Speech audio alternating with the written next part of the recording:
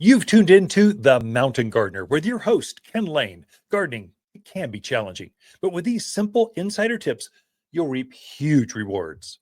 Now, let's tune into today's Mountain Gardener with Ken and Lisa. And welcome to this week's edition of The Mountain Gardener. Your host, Ken Lain, here every week talking about the landscapes of northern Arizona. And this is the time the mountains of Arizona are famous. Spring can be a little windy. Summer is just hot and rainy.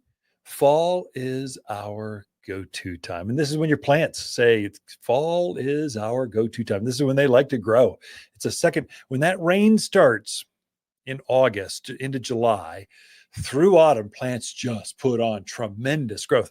In fact, right now they are putting on tremendous roots because after they've grown their top growth, their foliage, the more leaves they put on, the more roots they can produce. And so they're actively rooting right now. This is when you really make them sturdy and strong. You're setting the stage for a larger root mass, which will be next. They'll be able to grow more next spring for you, especially important for young or new landscapes. You want to get them full, mature. So encourage them to grow. You might even fertilize them a little more often when they're younger so they bump up and get that root mass going to them. Right now you're seeing the flowers, the perennial gardens. Now remember, perennials are those plants that come back. So perennial and permanent both start with P. And so you plant them once and you're done. And they just get bigger, more glorious as they mature. So you got peonies, they can grow 50 years or they can live as long as trees. Echinaceas reseed and they keep going. They're wildflowers, blanket flowers or gaillardia. They're wildflowers. And so these are plants that produce, you kind of spend a little bit more money for them, but you get years of enjoyment out of them. The investments in perennials, annuals, they live for a year. So annually, just 1 year, and then they die off in the winter typically. And so but they're glorious. I mean, nothing blooms like an annual. But some of the new perennials of autumn are showstoppers. They put the annuals to shame with the colors, the intense, vibrant colors, the textures, the size of the flower. We've got a new Ito peony just came in. Itos are not Ito peony. That's Mashudos hibiscus. Sorry, I had my perennial on the brain. So I've got Mashudos hibiscus. This is a tropical looking. So you folks from Hawaii or the southern, the tropical areas, you love your big hibiscus. The flowers are as big as your head. That's this one, but it's hardy for the mountains of Arizona. So it's a true perennial. That is, it's up about hip high. It gets about 3 foot high, 3 foot wide, kind of a beautiful mounding shape. It's got a lacy type of foliage to it, but then the flowers emerge this time of year. The flowers are as big as your hand. They're huge and they're consistent. They always do this every late summer through autumn. You can count on it. Nothing else is quite like this. Now, it is a perennial. That is, it will die back to the ground. So it's not like our Rose of Sharon. Rose of Sharon is it's a hardy hibiscus that's a shrub form. This one actually is a perennial. So it grows at 3.5 feet all in 1 year. And then it puts on these massive flowers. And then it will hibernate underground for the winter. Then it comes back and does it all over again. So usually in January, February, March, somewhere in there, late winter, you're pruning this thing back, fertilize it, and it comes right back and does it again. You only find these at a garden center in summer through autumn. So it's late summer. They're just showing up now. So this is the time to plant them for years of enjoyment. It's just kind of a unique flower. We've had hibiscus all spring, but they're the smaller flowers. This is that massive tropical. You just want to, it's just beautiful. Nothing's like it.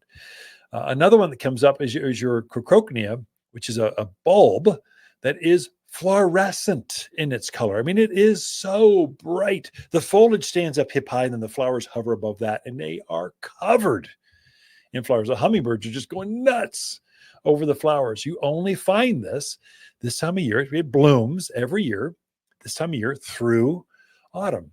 Then it hibernates underground. You cut it back and it starts over again next spring. That's the beauty of perennials. And so you've got all kinds of varieties coming up. New lilies showing up. We have a new heuchera or coral bells. It's got black foliage. I mean, it's super cool. I mean, black, usually it's greens and gold, fuchsias and reds, purples, but black, oh my gosh, you put that with some brightly colored flowers like echinacea, and it just pops. It just really, really looks good. It's fun to design with flowers of autumn because they just look so, it's just so easy.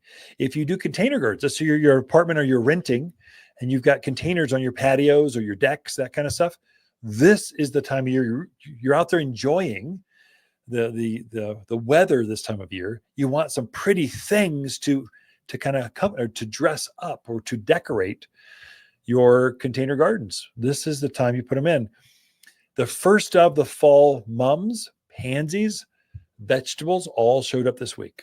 They're in full. It's time to start putting your broccoli and lettuce and cauliflower and Brussels sprouts and all the other fall crops. It's time to put your pansies and violas, kales, and your mums. The mums are garden mums. Now, there's different types of mums. So you need to be aware of this as a new gardener to hear. Hardy garden mums, they like the cold. They need to be reset by the cold. And so they'll hibernate underground, and you'll usually keep the mums. They'll be in bloom through autumn. They'll kind of go kind of straw colored, and they'll keep that way through the winter, through the start of winter. Usually by January, sometime the snow kind of beats them up and they start laying over and they get ugly. That's when I start weed whacking them, just whack them right back as close as I can to the ground that's comfortable. And then they'll hibernate underneath there and they'll start emerging again in March. They start growing, but then they bloom this time of year. Your greenhouse mums don't do that.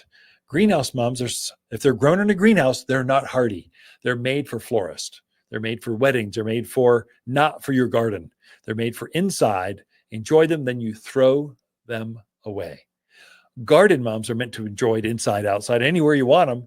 I have big pots right by the front door because they're just so glorious. And then I go plant them out in the yard out there later. I want to enjoy the flowers right here. So we had some that came in. They're in a big cachet pots. They're monsters.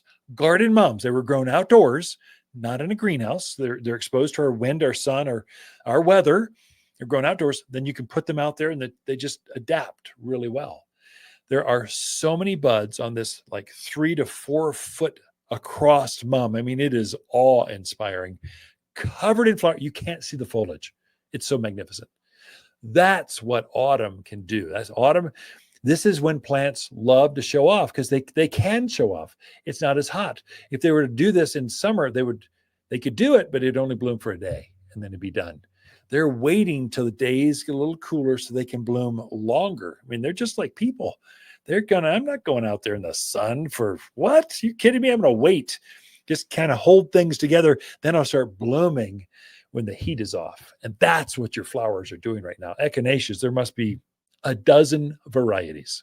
It's wild. I can't believe all the new colors.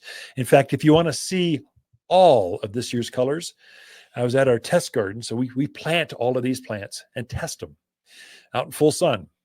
I want to see how long they bloom, how many bugs get after them. Do the bunnies eat them? How do the colors wash out in the sun? Do they hold up straight in the wind? So I was at the test gardens and I took a video. Hey, you want to see what all the bright colors are? This is where we get our seed or our cuttings from. And then we test them. This time of year, we get to see what they're like. And then we go, okay, we're growing that one and that one and that one. And we're going to bring those in and we're going to have those available for customers here at Waters Garden Center. Well, I took a video and just kind of showed you what there's. Agastache did that with them. The geraniums. Oh my gosh, there's some beautiful new colors.